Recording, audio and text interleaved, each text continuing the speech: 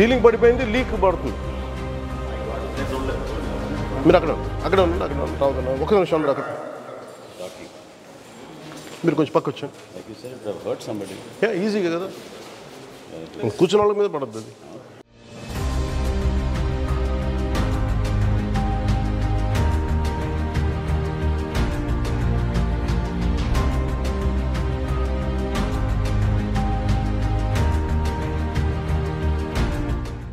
Cost initial అనుకుంది ఎంత over run అయ్యారు మీరు? సార్ ఫేజ్ 1లో 159 crores యాక్చువల్గా మనకు శాంక్షన్ చేశారు సార్.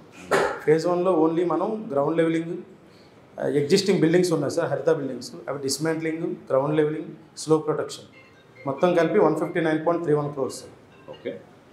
నెక్స్ట్ సెకండ్ ఫేజ్లో 94.49 crores శాంక్షన్ చేశారు సార్.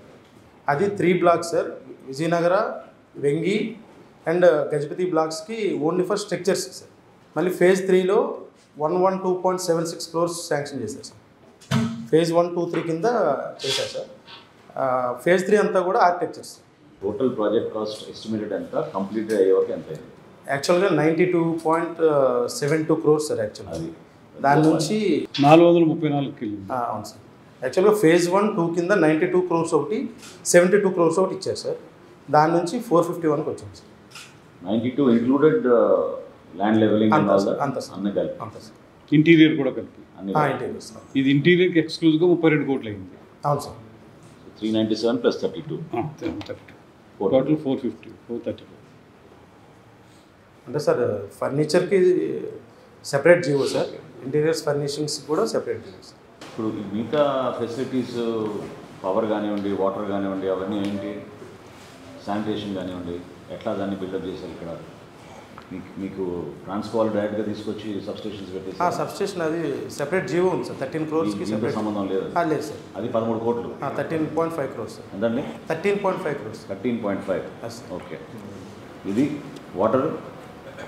వాటర్ అనేది జీవీఎంసీ నుంచి వాటర్ సప్లై సెపరేట్ జీవో ఉంది సార్. దానికి ఎంత separate pipe line? 1 crore. 92.72 crores initial sanction చేసి ముందుకెళ్దాల్సిన ప్రాజెక్టు చివరికి 453 కోట్లకి తీసుకెళ్లారు sir. Total land area here 69 acres, of which they have used 9.88 acres. అదే కాస్ట్ ఓవర్ రన్ ఎంత ఎక్కువ. ఇది ఎవరు కన్స్ట్రక్ట్ చేశారండి? ఇది డిఈసి అంటే అదేమి టెండర్లో ఫైనల్ చేశారా ఆ ఏజెన్సీని? ఇది 450 కోట్లు పెట్టాం. కనీసం చిన్నగా ఆలోచించద్దు. 453 కోట్లు కనీసం మనం బ్యాంకు రుణం మనం చేద్దాం అనుకున్నా కానీ అంత చిన్నగా ఆలోచించదు. ఒక ప్రైవేటు వ్యక్తి ఎలా దీని మీద 453 కోట్లు ఒక ప్రైవేట్ వ్యక్తి పెట్టుబడి పెడితే దాని మీద ఎంత ఆదాయం తీస్తాడో అలాంటి ఆదాయ మార్గాన్ని ఎతకారు. అది నా ఫస్ట్ థాట్. దానితోడు ఇది గవర్నమెంట్ ప్రాపర్టీగానే ఉన్నాం. ఇట్ షుడ్ రిమైన్ యాజ్ టూరిజంకి ఆదాయం కాదు. టూరిజం పెరగాలని టూరిజం దగ్గర ఇప్పుడు మనోహర్ గారు క్లీన్ చేయించండి అంటే నా దగ్గర ఫండ్స్ లేవన్నారు.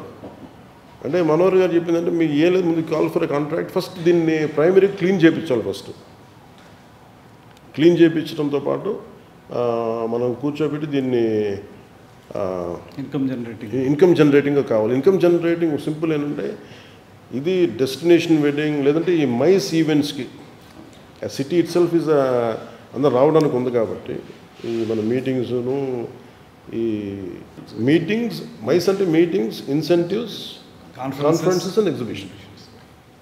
ఇది వైజాగ్ అలాంటి సిటీ కాబట్టి దీన్ని ఒక మోడల్గా చేద్దాం ఈ కాంప్లెక్స్ని. This should be our proposal. So మీరు దీన్ని how to take it forward మీరు ఒకసారి ఒక రెజల్యూషన్లో మీరు చెప్తే.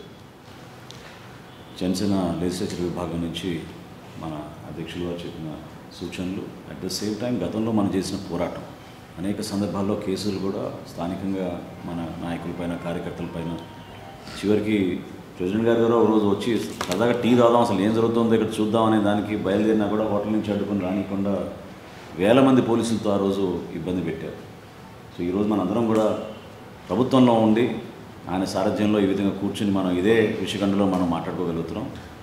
అయితే మనం ఖచ్చితంగా ప్రొటెక్ట్ చేయాలి, ఇది మన బాధ్యత. స్టేట్ యాసెట్ ఇది.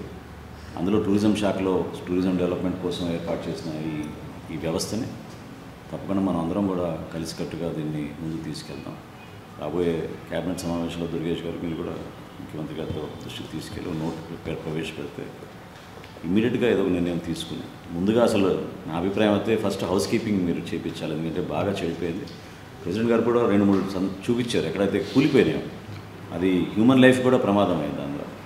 సో ఆ రిపేర్స్ అవన్నీ ఇమీడియట్గా టేకప్ చేసి క్వాలిటీ అష్యూరెన్స్, సేఫ్టీ ఆడిట్ ఇవన్నీ చేయాలి.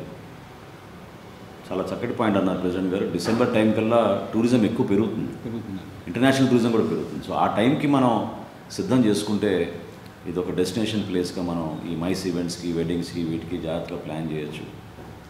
మనందరం ఈ రోజున మనం దీని గురించి మనం విజిట్ చేసిన సందర్భంలో ఒక తీర్మానంతో ఇంకా మెరుగైన వసతులు కల్పించి రాష్ట్రానికి పెట్టుబడులు తీసుకొచ్చే ప్రయత్నం ముఖ్యమంత్రి గారు చేస్తున్నారు.